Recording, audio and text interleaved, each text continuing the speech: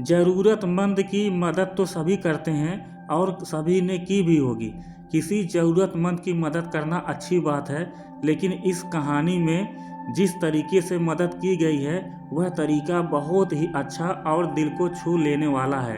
ये कौन सा तरीका है, यह जानने के लिए यह वीडियो आपको पूरा देखनी पड़ेगी।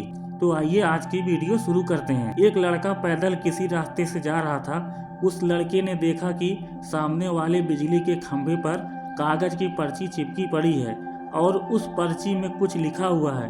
वह लड़का थोड़ा नजदीक जाकर पर्ची में क्या लिखा है यह देखने लगा।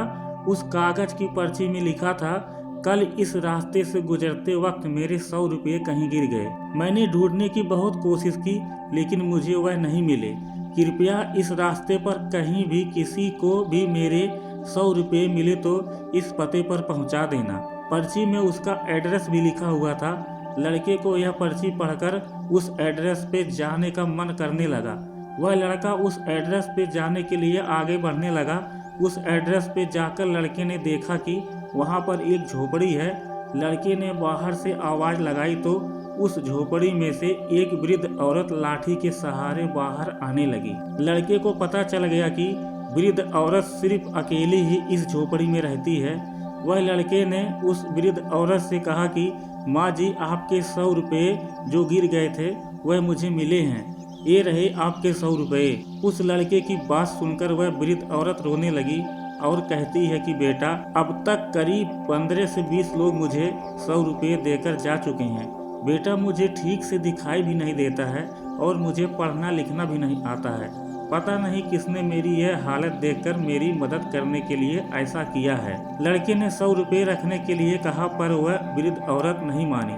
लड़के के बहुत आग्रह करने के बाद आखिर में वह वृद्ध औरत मान जाती है, लेकिन उस लड़के से कहती है कि तुम जाते वक्त वह पर्ची वहां से फाड़ कर फेंक देना। मुझे पता नहीं कि किसने मेरे पे तरस खाकर ऐसा किया है।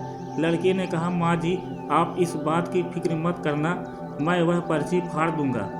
अब वह लड़का उस वृद्ध औरत के घर से निकल जाता है। थोड़ी देर चलने के बाद उस लड़के ने सोचा कि आखिर मुझसे पहले आए हुए उन 15-20 लोगों को भी इस माँ जी ने वह पर्ची फाड़ने को कहा होगा, लेकिन उनमें से किसी ने भी पर्ची को नहीं फाड़ा, तो फिर क्यों मैं फाड़ूं। वह लड़का उस पर्ची को बिना फाड़े ही वहां से चला जाता है। उस लड़के के मन में उस व्यक्ति के लिए बहुत ही आदर और सम्मान था जिसने यह तरीका ढूंढा था और इस जरूरतमंद वृद्ध औरत की मदद की थी। हमारे मन में सिर्फ किसी जरूरतमंद की मदद करने की इच्छा होनी चाहिए, क्योंकि मदद करने के तो बहुत सारे तरीके होते हैं। हम किसी भी तरह मदद कर सकते हैं। दोस्तों, अगर हमारी ये वीडियो आप लोगों को अच्छी लगी हो तो अपने दोस्तों के साथ जरूर शेयर कीजिए।